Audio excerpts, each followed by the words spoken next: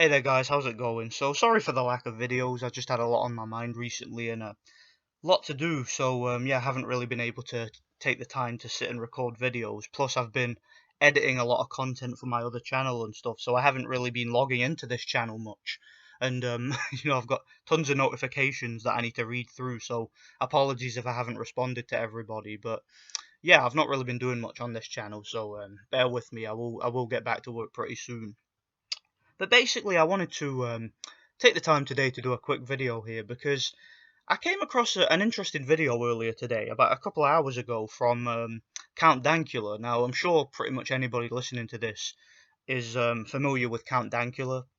If you're not familiar with Count Dankula, I do strongly recommend you go and subscribe to him because he makes some really well informed and entertaining content. I've always been a big fan of his. He's an entertaining guy, a funny guy, and yeah, for those of you who don't know, he's been involved in politics. He was a member of UKIP for a while, stuff like that. Good dude. He's from same country as me. He's from Scotland, and yeah, he makes good content. And he made a video today where he was addressing this recent development where Teespring. Now, I'm sure many of you are familiar with Teespring. They're a sort of a merch site on here online. If you have merchandise for your channel, like t-shirts and whatnot, you can have them made and sell them through Teespring. I've never bought anything from there personally. I've never even been on the site, but I know of them just based on what I've heard from channels and whatnot. But yeah, basically, I was watching one of his videos and he was talking about how Teespring, within the past couple of days or so, have decided to ban all Antifa merchandise. So Antifa t-shirts and any merchandise that say Antifa on it are not allowed on that site anymore. And I found that quite interesting. And he highlighted a few interesting points. He was scrolling through some Twitter discussions, and I saw a few things that intrigued me, and I really wanted to make a video and just give my 2 cents on it. This, of course, took place because Antifa, I mean, as we've all been saying on here for a long time, have finally been recognized by certain governments as a domestic terrorist organization, which is what they are. By the very definition of terrorism, that is what Antifa is. Now, before I go any further, I just want to make it clear that I'm not really one of these commentary channels. Now, there are a lot of channels out there, and I guess you could put Count Dankula in this sort of category. There's sort of an unofficial commentary community on YouTube who cover all of this. They cover whatever's in the news, anything involving Antifa, anything involving politics, and whatever end of the political spectrum they're on.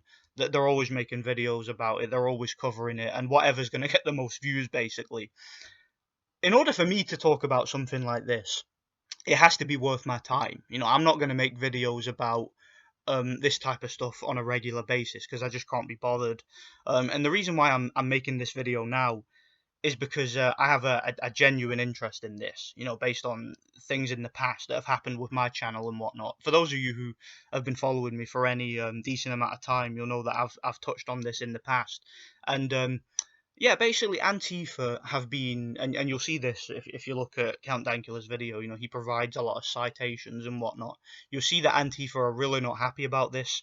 The Antifa, Twitter Puritan accounts have been really, lapping this up and playing the victim over it, and as they always do, claiming that they are being oppressed and that Teespring is, because they don't allow them to push their rhetoric on that site, that site is apparently a fascist site. They're labouring Teespring fascists because, and this is a tactic that Antifa uses, because they use the term anti-fascist, which is what Antifa means, right?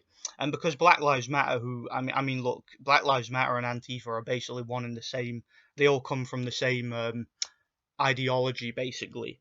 But because they use terms like anti-fascist and Black Lives Matter, they essentially have hijacked those terms to say that if you don't agree with every single one of their political ideals, so if you are a capitalist or you are on the right side of the political spectrum, then you're basically a fascist because you don't agree with them, or you're a Nazi. You're basically Hitler because you don't agree with communism. You're basically Hitler because you don't get on your knees and start gargling the next man's ballsack and apologizing for being white.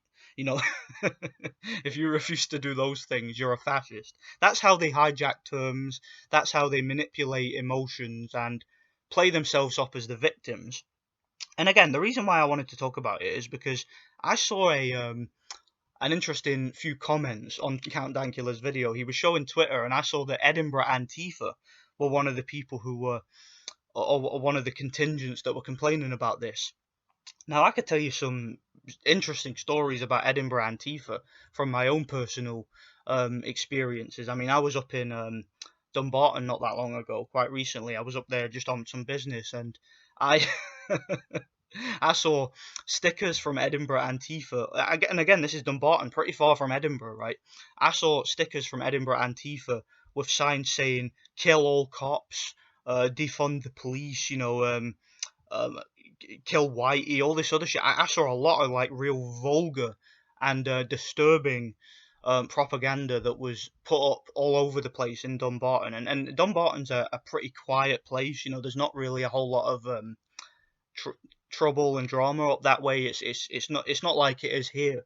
Whereas it's very diverse and there's a lot of different cultures and all that. It's not really like that up in Dumbarton. It's very traditional up that way, and you don't really hear a whole lot going on there.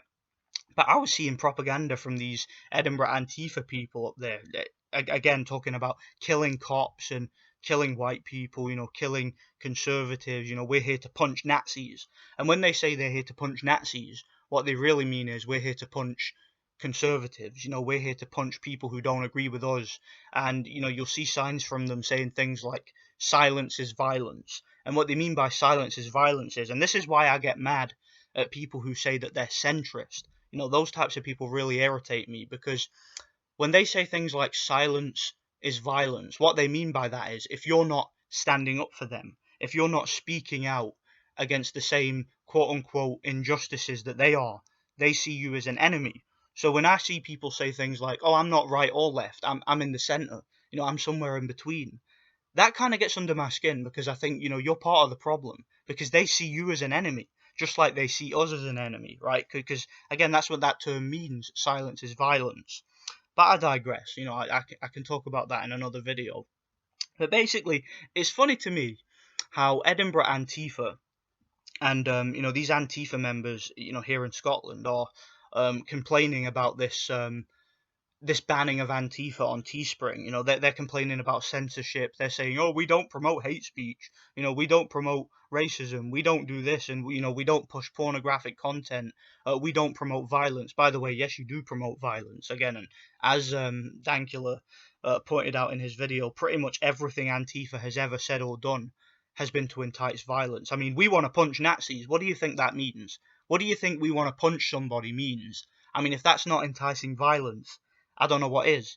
I mean, when you're starting riots in cities and setting shops on fire and putting illegal graffiti all over the place and ripping down monuments and stuff like that, how is that not violence? Okay, that is violence. Okay, that's terrorism. Okay, when you show up at people's houses and when you out people on social media and when you're constantly on this sort of campaign of intimidation, which is what terrorist organizations do, yeah, you're a terrorist, all right? So if you're wearing an Antifa shirt or an Antifa mask or something like that you would buy from one of these Teespring stores, you are essentially co-signing terrorism. That's what you're doing. Now, do I think that they should have been banned? Well, I've spoken out in the past against censorship and particularly like political censorship. I think people should be allowed to have whatever views they have. And again, I know that it annoys me when people sit on the fence, because these people seem to be burying their head in the sand. They don't seem to understand the dangers that these types of groups pose to everybody, not just people on the opposite side of the political spectrum, to everybody. But why I don't think that censorship is right is because when you start censoring a group and you start censoring their speech, basically, you do more to legitimize them than you would if you would just let them do their thing. And that's the argument that a lot of us have had on here. But I find it very difficult to sympathize with groups like Antifa. Now, you guys will remember that a while back I did a video where I was talking about Antifa and my run-ins that I had with them in Glasgow. because I basically showed up to the I showed up to the counter protest in George Square where they were trying to rip down the statues, and we basically chased them away. You know, they ran away like a bunch of cowards, and yeah, it was pretty funny. I was just having a laugh on here, and I got into big trouble with YouTube over that video because I mentioned the first name of a particular Antifa member who was at that event, and he lied about being at that event. He said he wasn't there. He was there, because I saw him there. First of all, saw his face. So did a lot of other people, and yeah, he also posted it on his Twitter. You know, from the point of view that he was standing. I believe he deleted it, but this individual that I mentioned the first name of in the video. He was standing there with his camera filming what was happening, and then when people clocked him and saw that it was him, he ran away and hid behind the police. You know, it's funny. These are the people. These Antifa mob are the ones who are on here saying defund the police, kill all cops, kill all pigs, and this is the type of rhetoric that they post online. But when it comes to any serious implications for them, like if they're in any harm, you know, in harm's way at all, the first thing they will do is call the police and hide behind the police. And it's funny because what then happened with that video is because I mentioned the guy's first name, people in the comment section knew who I was talking about. So this wasn't me like trying to stir up any drama or any shit or anything like that. This person was known. All right, the people in the comment section of that video knew exactly who I was talking about from the first name. So this guy was definitely an Antifa member. He was definitely known. I was told personally, I'm not going to name any names here, but I was told personally that that individual was doxing people. And yeah, he was obviously putting people in danger on Twitter and whatnot by giving out their information and stuff like that. Which again, it is what it is. I don't endorse that from anybody, whether you're right or left. I don't endorse giving out people's information. And basically, because I mentioned this guy's first name and because people in the comment section knew who I was talking about, um, what did Antifa decide to do? What did this individual and his followers decide to do? Well, they decided to, of course, report the video. I got a privacy complaint made against. In fact, not just one privacy complaint. I got many privacy complaints made against that video, and the video got taken down. And not only that, though, what they decided to do, and this is how, this is why I say that it's very hypocritical of Antifa, to particularly Edinburgh Antifa and these types of people, to be complaining about censorship. What they then decided to do was they decided to start flagging all my videos. I had something like 400 reports made against my channel. And I had a lot of people asking me at the time, what happened to my videos? You know, like what happened to my Anthony Joshua video? What happened to the George Floyd video? You know, what happened to some of these commentary videos? Like I'd made videos in the past, videos from like 3 years ago that nobody's even watching anymore, that were getting taken down and were getting listed as hate speech. I mean, I had a video on here. This is how ludicrous this is. This video is no longer there.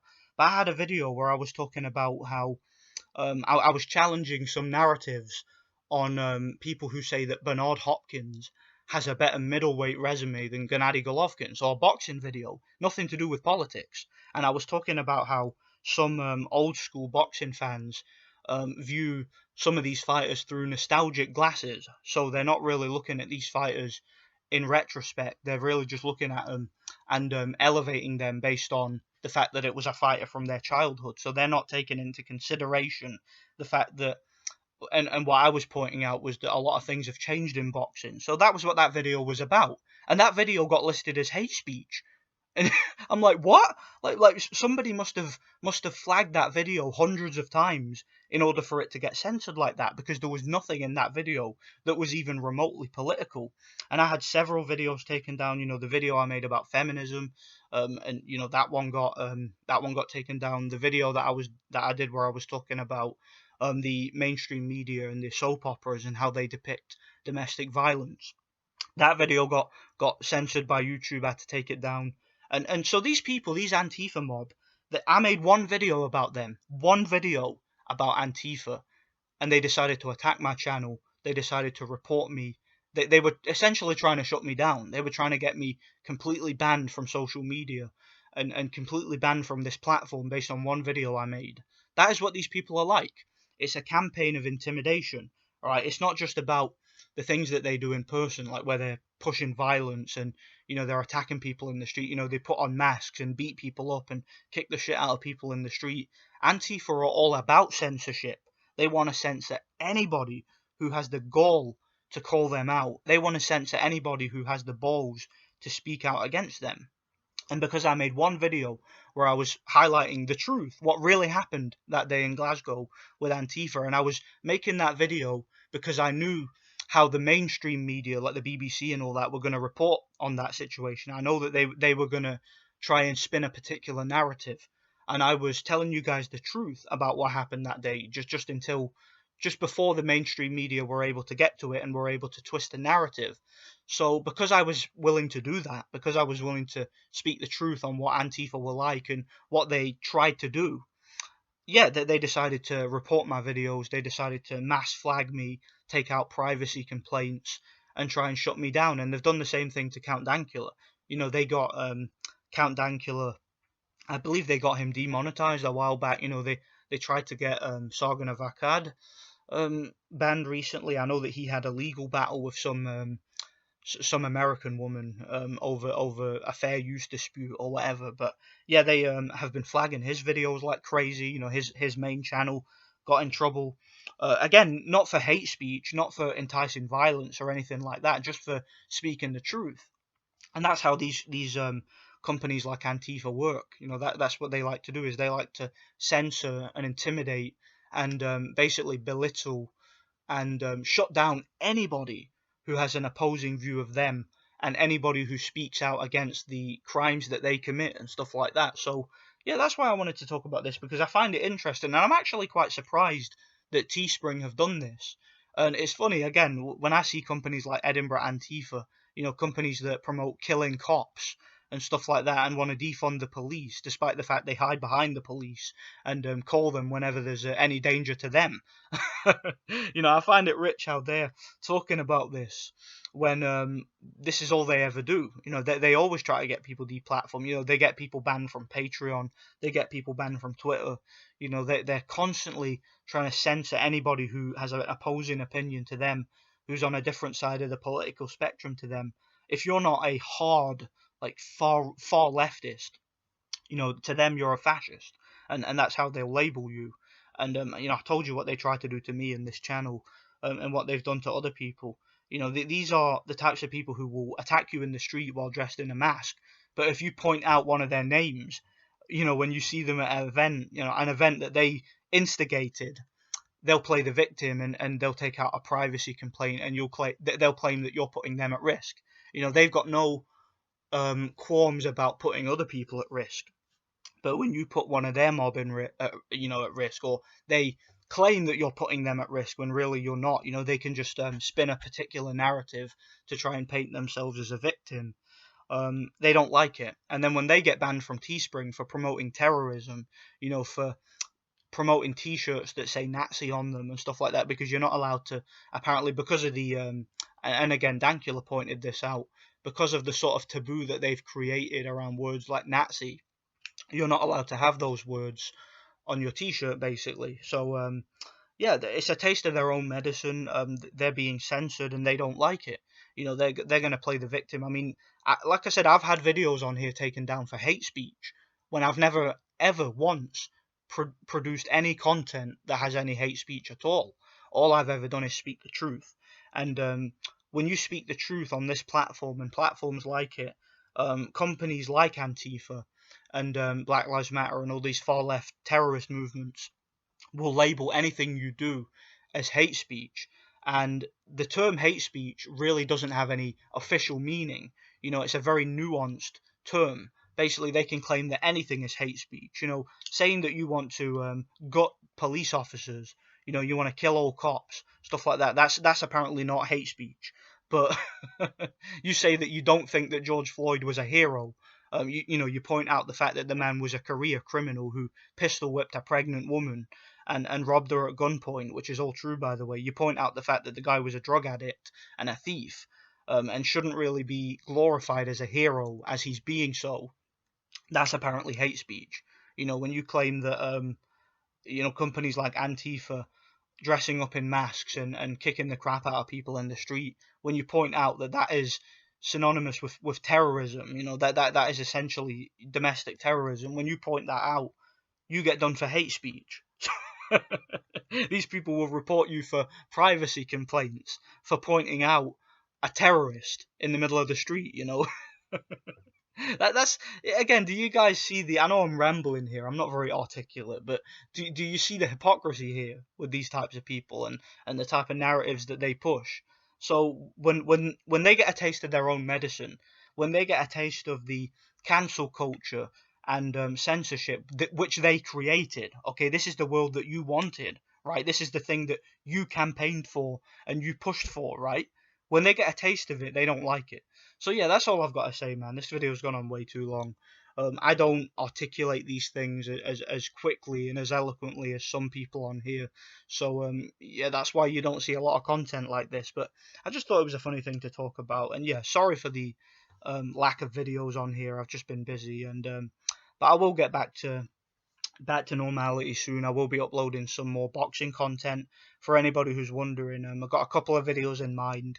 I have to wait and see. And again, if you haven't, if you want to see more consistent content from me, consider checking out my gaming channel. I know I keep plugging that on here, but and I know a lot of you probably aren't interested in game reviews and stuff. But if you want to just hear me talk more consistently, if you want to see more consistent uploads and more well-produced videos, consider going and checking that out. So yeah, let me know what you guys think anyway. Thanks for watching and God bless.